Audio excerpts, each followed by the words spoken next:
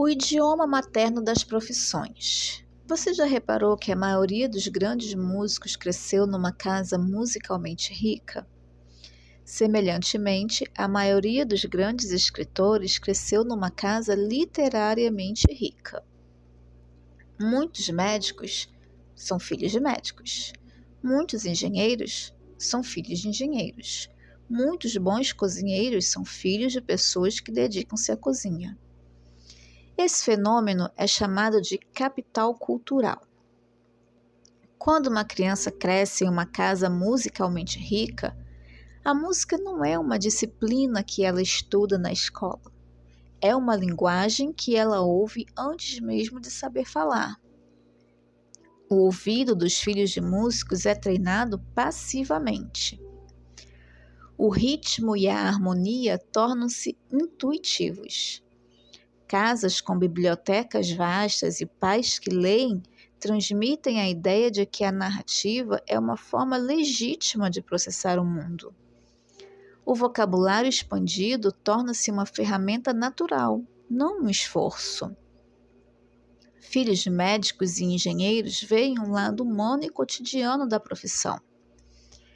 Eles sabem que é possível passar por aquela faculdade difícil porque viram o pai ou a mãe fazendo isso. Na culinária, há um aprendizado sensorial. Quem cresce com pais que cozinham desenvolve o que chamamos de repertório de sabor. Saber o ponto do sal ou o cheiro de um refogado feito corretamente é algo que se aprende por osmose, antes mesmo de pegarem uma faca profissional. O lar funciona como um acelerador de partículas, seja para uma vida significativa, seja para uma vida vazia e tediosa. Embora um ambiente doméstico profícuo não crie o talento sozinho, ele fornece o combustível e a pista prontos para a decolagem. Além do incentivo, existe nesse tipo de ambiente o acesso a mentores, estágios e conversas de jantar que valem mais do que muitos semestres de teoria. Para o bem ou para o mal, o ambiente familiar não é um destino inevitável, inescapável. O que vivemos na casa de nossos pais não determina necessariamente nosso futuro. Todavia, ainda que não seja determinante, a força do lar paterno é avassaladora. Se assim não fosse, nos consultórios psiquiátricos, a maioria dos pacientes não estaria tratando justamente traumas familiares adquiridos na infância. O ambiente familiar é o que se chama de grupo primário, e sua influência é profunda porque ele detém o monopólio dos anos formativos do indivíduo. Embora escola, amigos, mídia e universidade tenham um papel relevante, a família atua como filtro original, através do qual a criança interpreta todo o resto.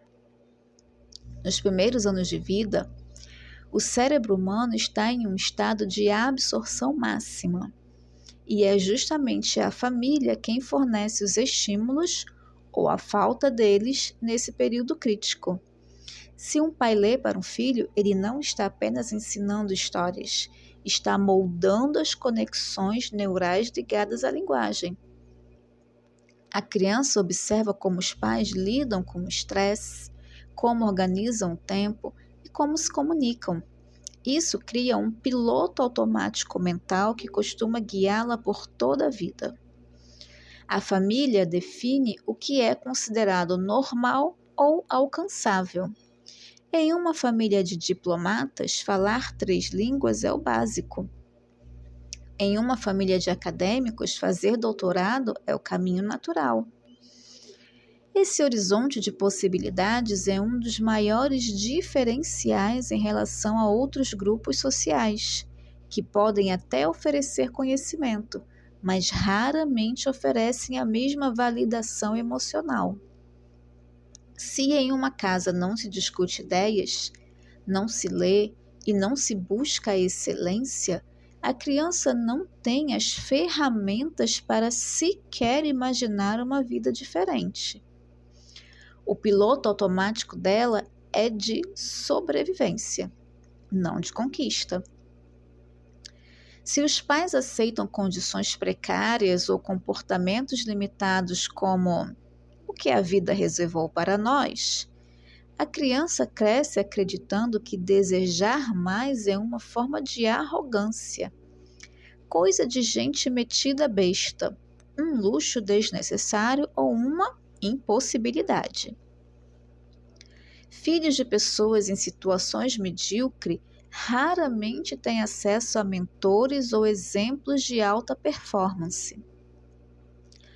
Todo o seu círculo social reforça o comportamento médio.